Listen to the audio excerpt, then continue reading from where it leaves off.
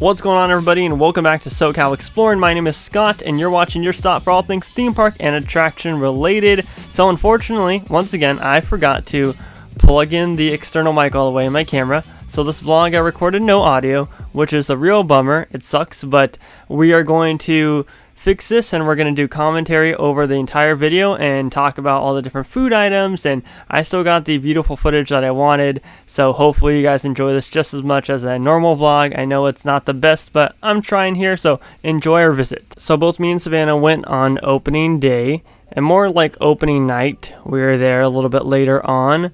And of course, you pick up your tasting card as soon as you go through the turnstiles, and there are tons of different options for food. There's tons of different food booths. There's a QR code if you want the map that you can scan on the tasting cards, as well as QR codes all throughout the park. And for whatever reason, I was really obsessed with these Boysenberry little light up decorations. I thought they were really neat, and it's something that I'd want in like my backyard. Just thought that it fit to the theme of Boysenberry Festival really well. Now, the first food tasting item that I tried was of course the one that I was most excited for, and that is the Boysenberry Dippin' Dots.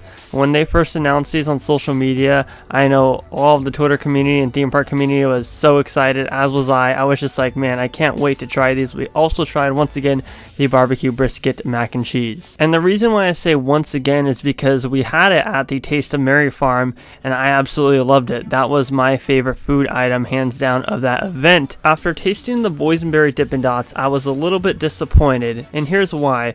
Because the Dippin' Dots weren't as you would expect them to be, as normal Dippin' Dots are. They didn't have that ice cream taste to them, and I don't know if Knott specifically was aiming for that, but to me, the Boysenberry Dippin' Dots just tasted like, I don't know, like a frozen boysenberry juice that just kind of had the texture of Dippin' Dots. It was kind of weird. It's definitely not something that I'd go back and spend like $6 on again. I don't know, it was just weird. It wasn't what I was expecting, I think. I think I gassed myself up a little bit too much for it. That's probably what the issue was. And of course, once again, the barbecue brisket mac and cheese, hands down, 10 out of 10. You can never go wrong with that, and I hope that they sell it at Knott's Berry Farm during normal operating hours. Now, Savannah had a completely different take on the Boysenberry Dippin' Dots than me. She absolutely loved them. She said they were great, but keep in mind, Savannah's never tasted Dippin' Dots before, so she may be a little bit on the biased side since these were her first Dippin' Dots that she's ever tried. Around the Fiesta Village area of the park, it was quite empty. It was really nice for a Friday night. This isn't what I was expecting, because we showed up there, I want to say around 5 o'clock, and it was pretty much empty like this. We also got a chance to go into the gift shop in the Fiesta Village area and notice there was some Boysenberry Festival, like generic merchandise, some t-shirts. There's this cool tote that I really liked. Savannah said that t-shirt was her after eating the Boysenberry Dippin' Dots, which I thought was funny. There's just a bunch of Boysenberry Festival themed merch, and if I had the money, then I'd buy all of it. There's also these boysenberry and chocolate jelly beans that we saw right above there, right above Snoopy. I don't know, it's kind of interesting. One food item in specific that I was not expecting them to have is a concha stuffed with a boysenberry ice cream. They had this stuffed with vanilla ice cream and sprinkles at Taste of Mary Farm, and I was bummed because I was like, I want to give that another taste.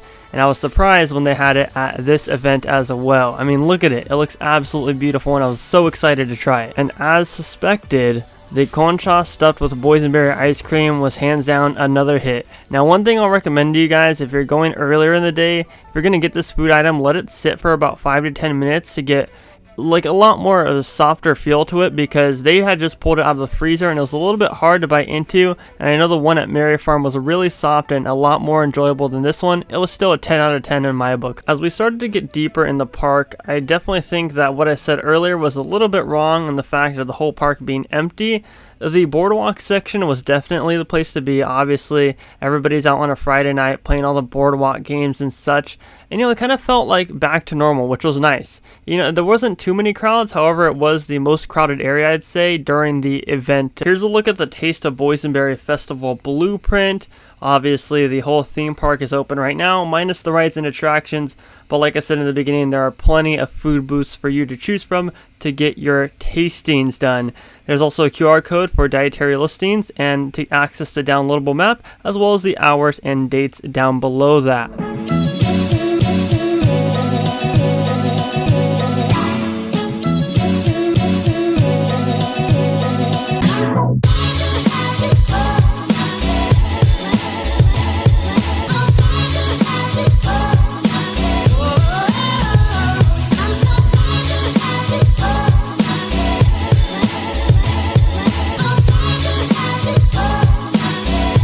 Next up, we tried the carne asada boysenberry sauce pizza. This thing looks so good, and shout out to the staff member who gave me the biggest slice that they had there. I was extremely excited to taste this. I mean, the carne asada looked great, as well as the boysenberry sauce drizzled underneath it. And I shouldn't say drizzled because it was literally caked on underneath the cheese like it was actual tomato sauce, but let me tell you, it did not disappoint. The boysenberry sauce was really good. Carne asada is kind of a hit or miss at theme parks. Sometimes it's good if it's cooked a certain way, and other times it's not the greatest. However, Knott's definitely cooked their carne asada really good. It fit well, perfectly actually, on a pizza with cilantro. I mean, it was amazing. Hands down, one of the best food that I've tasted at any theme park. I think that this was my favorite of the night without giving any spoilers away. Something that I found kind of interesting was, even though Calico River Rapids isn't running right now, obviously, the bear animatronic was still running. It looked like it was in B mode. I'm not too sure if it has tons of movement. I don't know. Let me know down in the comment section if this is full movement or just B mode movement. Up next, Savannah got the mac and cheese bites with sriracha and ketchup sauce. I think that I got these at Taste of Calico, except they had a different sauce and they're in a cone. I'm not too sure. I also really like how they have that little boysenberry plate, adds to the theming, of course. Now, right off the bat, she said that they're delicious, and obviously, why would mac and cheese bites not be delicious? However, she said that they make you kind of thirsty, not because they're salty or anything like that, but just they make you thirsty. And honestly, I took a bite out of one, and I feel the same way. I don't know if it was because it was salty or if it was because of the grease or something. I just found that was kind of odd.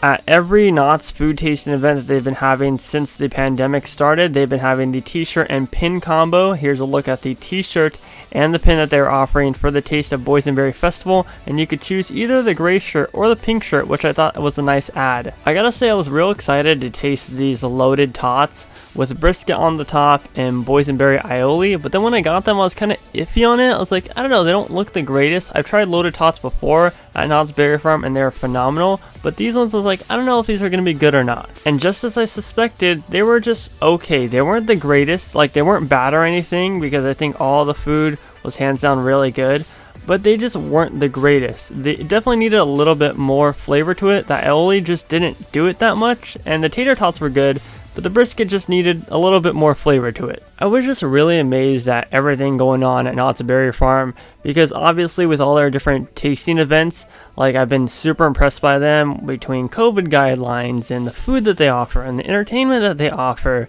I mean, prime example, they light up the whole park purple between Supreme Scream, the log ride, different walls. All you need to do is add a little bit of fog and it'd feel like Knott's Scary Farm. But I was just having a great time this night. It was definitely a wonderful time. Savannah and I tried some great food, including this boysenberry drizzled cheesecake. It was a raspberry cheesecake, but it had boysenberry drizzle on the top. And that's exactly what I was saying right here, is I had an exciting, fun time at Taste of Boysenberry Festival, and I can't recommend this enough. I definitely recommend that you guys check this out while you still can, because they're going to sell out of tickets fast. So go on www.knotts.com and get your tickets. Anyways, I'll send it to the outro that I actually recorded with the audio.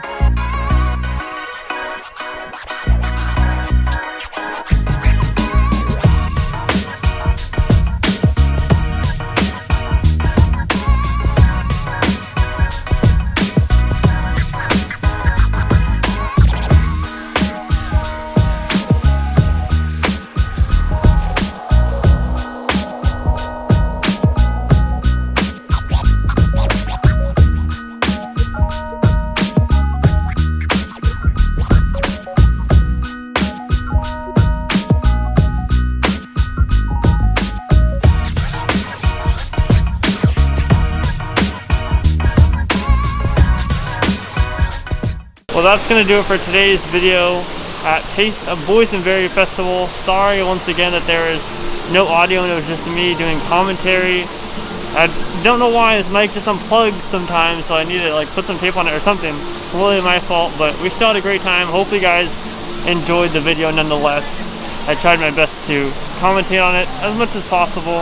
Anyways, my name is Scott. And I'm Savannah. And you've been watching SoCal Exploring Positivity Ski, and most importantly, remember to keep exploring. Peace out, everybody.